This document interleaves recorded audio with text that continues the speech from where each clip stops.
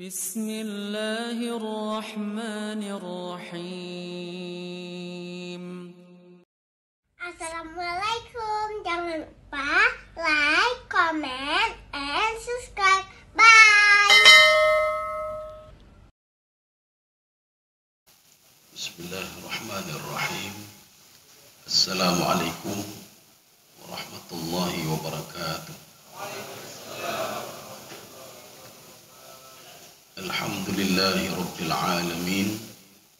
Wassalatu wassalamu ala asyrafil anbiya'i wal mursalin wa ala alihi wa ashabihi ajma'in.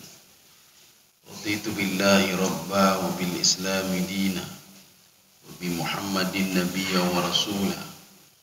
Rabbi shrah li sadri wa yassir li amri wahlul 'uqdatam min lisani yafqahu qawli. Allahumma ja'al jam'ana hadza jam'an marhuma wa tafarruqana min ba'dihi tafarruqan ma'suma. Kaum muslimin dan muslimat sidang jamaah subuh yang dirahmati Allah. Kita lanjutkan kajian tafsir surah Al-Baqarah. Sudah sampai ayat 73. Jadi pada sebelumnya kita sudah lihat bagaimana untuk mengetahui pembunuh pimpinan kepala suku yang 12, salah satu dari 12 umat Nabi Musa alaihissalam. Jadi Allah menyuruh untuk menyembelih satu ekor sapi. Ini Ibnu Qayyim Al-Jauzi di dalam tafsir beliau, nanti ada tafsir Ibnu Qayyim. Di situ disebutkan kenapa Allah menyuruh menyembelih sapi. Allah ingin menampakkan, memberitahukan kepada Bani Israel, sapi itu tidak layak jadi Tuhan. Ya, yang layak disembelih. Ya, ini yang pertama. Kemudian yang kedua, Imam Ibnu Katsir di dalam tafsir beliau mengatakan, akibat Bani Israel selalu bertanya-tanya ke Nabi Musa, bagaimana warnanya, bagaimana kondisi sapinya, bagaimana sapi lebih rinci lagi, sehingga Allah katakan bukan sapi yang membajak sawah dan mengairi air. Mereka tanya lagi, terus bertanya. Sehingga ketika Allah Subhanahu wa taala mengatakan sapi itu warnanya harus kuning, tidak boleh tua sekali, tidak boleh muda sekali, kemudian bukan sapi sapi pembajak sawah, dan bukan sapi yang mengairi. Sehingga kata Imam Ibnu Katsir dalam tafsir beliau, mereka mencari sapi itu selama 40 tahun baru dapat. Ya. Makanya ketika Allah mengatakan la syata fiha, coba kamu cari sapi musallamatul la syata fiha, tidak ada aib dan tidak ada belang-belangnya di sapi itu.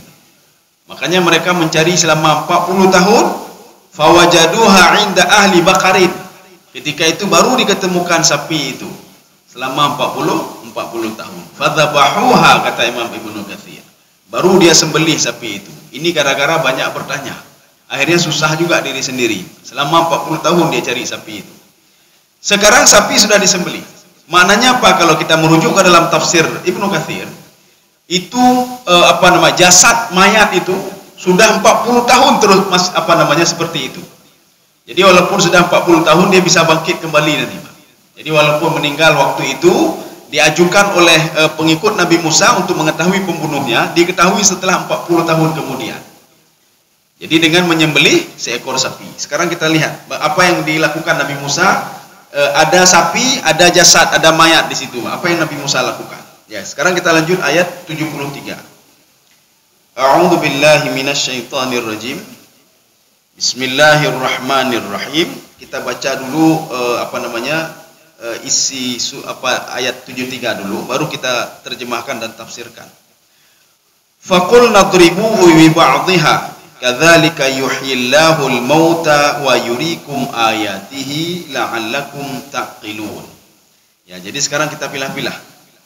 Faqul nadribuhu bi ba'dihha. Ya, coba dibaca. Lalu kami berfirman, pukullah mayat itu dengan sebagian anggota sapi betina itu. Iya. Allah menyuruh kepada Nabi Musa untuk memukul mayat tadi dengan salah satu anggota sapi.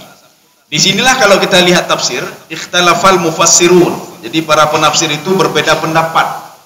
Fi a'dha'i al-baqar. anggota tubuh mana yang diambil. Tapi kebanyakan kalau di dalam tafsir At-Tabari beliau mengatakan al-fakhidhu. Fakhidhu itu apa? Pahanya sebelah kanan. Al-fakhidhuhul yumna. Sebagian tafsir mengatakan ketika habis disembelih yang diambil telinganya.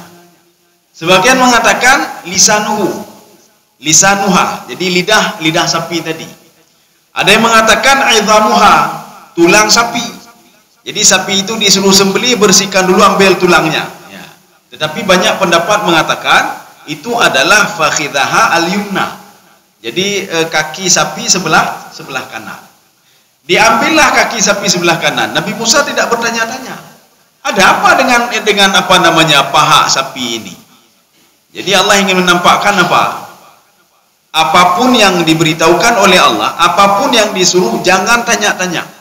Maka Nabi Musa nggak bertanya, karena mungkin sudah sudah kualat ya. Banyak sekali bertanya, banyak bertanya. Nabi Musa kan yang paling banyak berdialog dengan Allah kan Nabi Musa. Termasuk Nabi Musa juga ingin melihat Allah Subhanahu Wa Taala. Ketika itu Allah mengatakan, "Qal lantarani, kamu tidak bisa melihatku." Saya ingin lihat juga ya Allah. Oh bisa juga kata Allah. Kamu pergi ke sebuah gunung. Fa ini istaqarra makanahu fasawfa tarani. Kalau nanti gunung itu masih pada tempatnya, kamu akan bisa melihat. Tetapi apa gunung itu meledak dan tidak pada tempatnya lagi. Akhirnya Nabi Musa pingsan dan mengatakan saya beristighfar, saya minta maaf ya Allah. Ya, saya minta maaf. Kaum muslimin sedang jemaah yang dirahmati Allah Subhanahu Wa Taala. Inilah hikmah dibalik perintah Allah tanpa bertanya-tanya. Kenapa harus begini? Kenapa begitu? Kenapa ketika kita janabah harus mandi junub? Kenapa ketika kita batal wudu harus ulang wudu? Padahal batalnya itu kan keluar angin di belakang. Kenapa tidak dibasuh di belakang itu saja? Kenapa harus ambil wudu lengkap kembali? Jangan tanya-tanya. Jadi lakukan saja. Ya, lakukan saja. Kenapa kita harus ini wa minal laili fatahajjat bihi nafilatan lak? Sebagian malam hendaklah kalian bangun. Jangan tanya-tanya kenapa bangun capek sekali ya Allah, capek sekali. Jangan tanya-tanya. Kaum muslimin sedang jemaah yang dirahmati Allah. Akhirnya Nabi Musa mengambil paha sapi tadi yang sudah disembelih. Itu maknanya lagi apa? Sapi pada masa Nabi Musa tidak dimakan dulu sebelum disembelih. Jadi sembelih itu memang ada apa? Ya, jadi penyembelihan itu. Kemudian diambillah pahanya dan dipukul mayat tadi. Di dalam tafsir At-Tabari, falamma darabaha, ketika dipukul, fajalisun. Mayat tadi, jasad tadi dia duduk. Apa kata jasad tadi? Hadza huwa alladzi qatalani. Ini dia yang bunuh saya. Dalam sebagian riwayat mengatakan huwa ibnu akhi. Dia itu adalah keponakanku. Sebagian mengatakan sepupu, sebagian mengatakan keponakanku. Setelah mayat ini berbicara, kemudian dia meninggal lagi. Semua ini disaksikan oleh Bani Israel. Tetapi Bani Israel tetap kerhulai. Ya, tetap kerhulai. Artinya apa? Dia tidak kurang yakin juga dengan Allah Subhanahu Wa Taala. Tetapi mereka yakin dengan pembunuhnya. Ketika diinterogasi pemuda itu memang dia betul yang membunuh. Makanya pemuda itu setelah itu faqabata itu ditahan dan ditangkap. Kaum muslimin sedang jamaah yang dirahmati Allah Subhanahu Wa Taala. Jadi Allah menyuruh untuk memukul dengan paha sapi sehingga jasad tadi bisa bangkit kembali. Ini sama seperti Nabi Isa alaihissalam ketika menghentakkan kakinya di sebuah perkuburan yang perkuburan itu sudah puluhan tahun. Ya. Ketika dihentakkan kakinya, bangkitlah mayat itu. Ini memang ada beberapa penafsiran. Ada yang mengatakan yang dihentakkan itu adalah anaknya Nabi Adam alaihissalam, yang namanya Sam bin Nuh, yang sudah tertidur hampir ribuan tahun di situ. Ada lagi riwayat yang menceritakan lain lagi. Itu adalah seorang pemuda yang penjual kayu bakar. Ya, nampak penjual kayu bakar yang sudah berada di dalam kuburan itu. Ketika itu bangkit, kalau tafsiran yang pertama bangkit anak Nabi Nuh alaihissalam, Sam bin Nuh. Diperhatikan oleh Bani Israel semuanya. Fadhahara ra'sahu, yang nampak kepalanya saja. Ya, jadi badannya tidak nampak. Dan dia mengatakan aja yaumul qiyamah. Sudah datang hari kiamat? Belum, kata Nabi Isa alaihissalam. Ngapain kamu bangkitkan saya? Kembalikan saya. Akhirnya kembalikan lagi.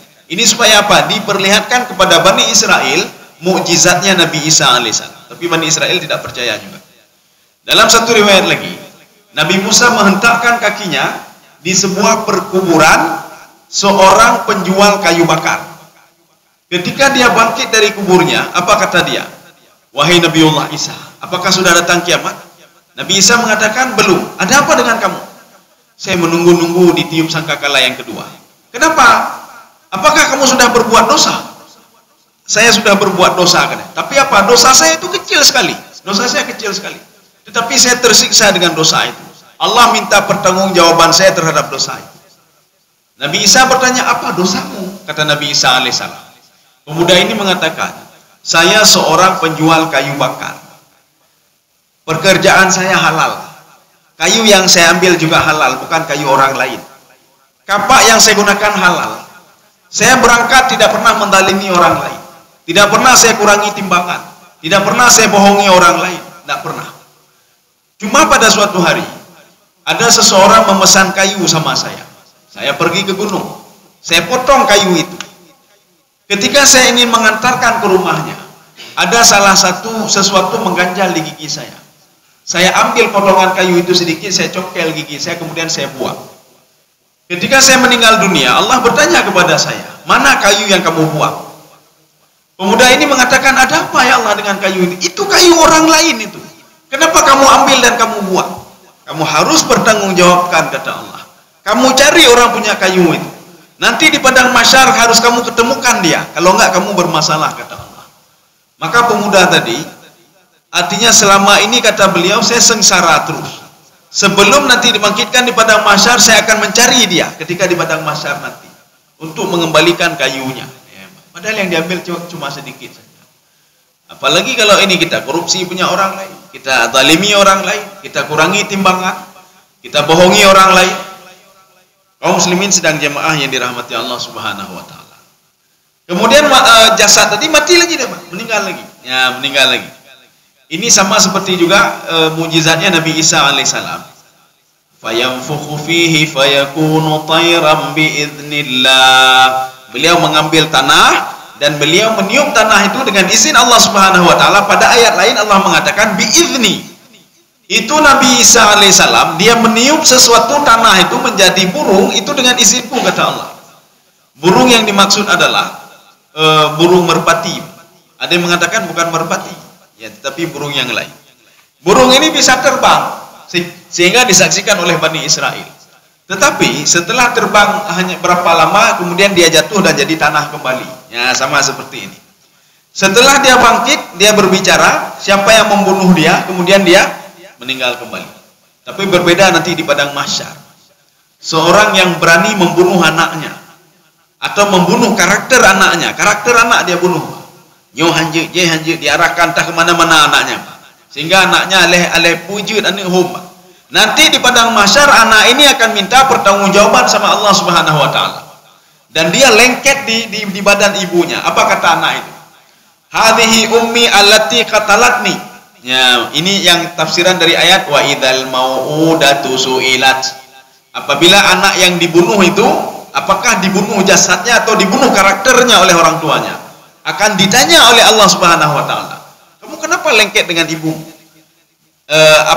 Yang dibunuh tadi mengatakan hadhihi ummi allati qatalatni. Ini ibu saya yang sudah membunuh saya, ya Allah. Terus dia ngomong seperti itu di padang mahsyar.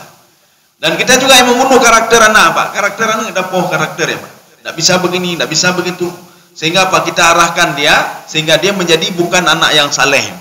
Maka anak ini akan berdebat juga, akan minta pertanggungjawaban juga kepada Allah Subhanahu wa taala terhadap apa yang dilakukan oleh orang tuanya.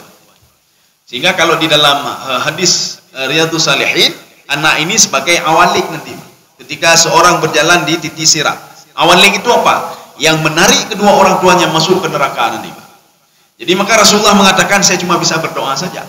Maka Rasulullah berdoa di ujung titik sirat dengan kalimat apa? Allahumma sallim, Allahumma sallim. Anehnya, entah kenapa dua kali diulang.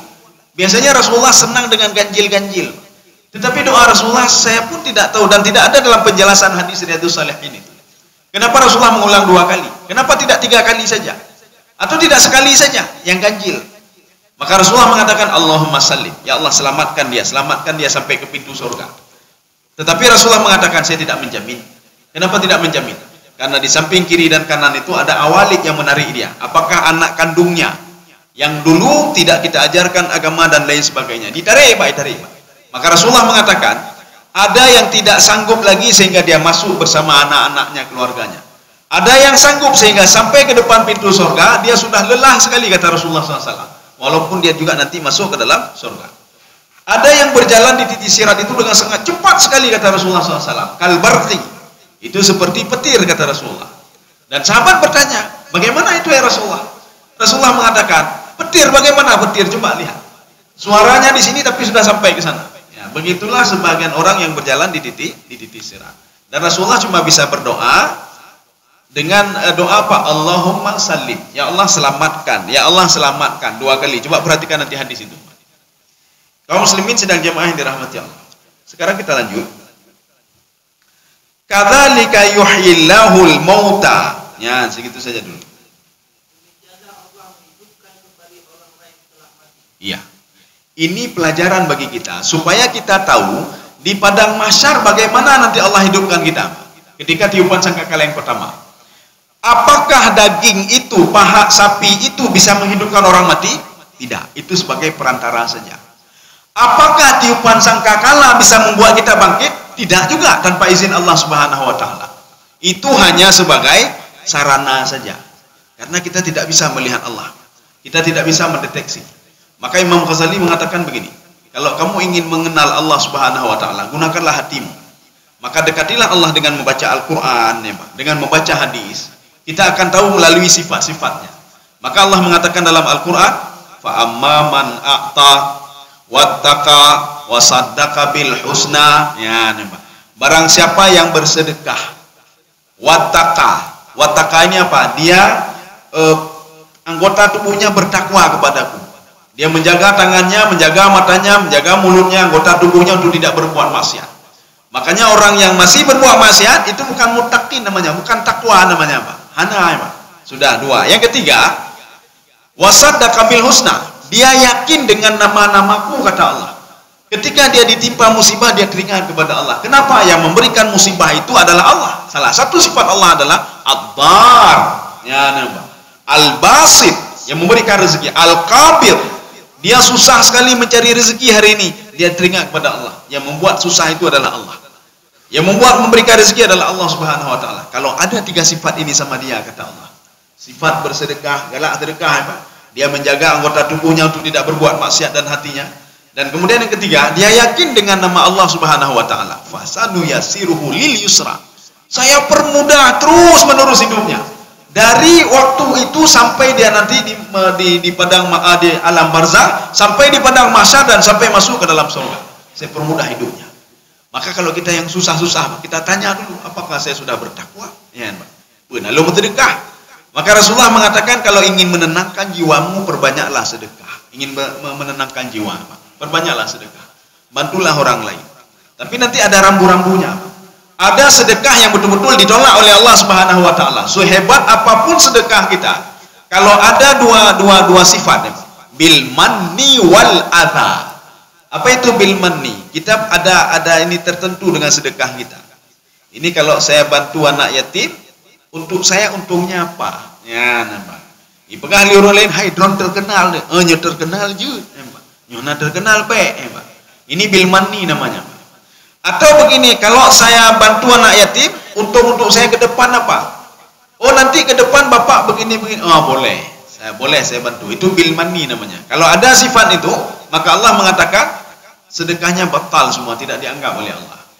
Yang kedua, wal adha. Adha itu menyakiti hati orang yang kita sedekahkan. Jadi kita ngomong sama anak yatim, kalau bukan saya kamu tidak bisa sekolah kamu. Iya, ini habis ya, Pak. Puluhan tahun kita bantu anak yatim, habis menduh pahala kita, Pak. Dalam sedetik hilang semua pahala kita. Ini sama seperti begini.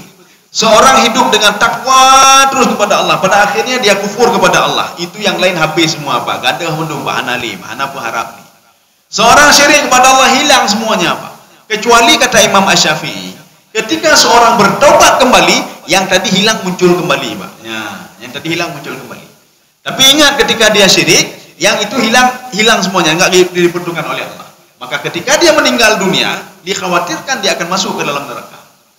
Tetapi kalau seandainya dia bertaubat, yang sudah hilang tadi kata Imam Asy-Syafi'i itu dibangkitkan kembali, dimunculkan kembali. Terima kasih.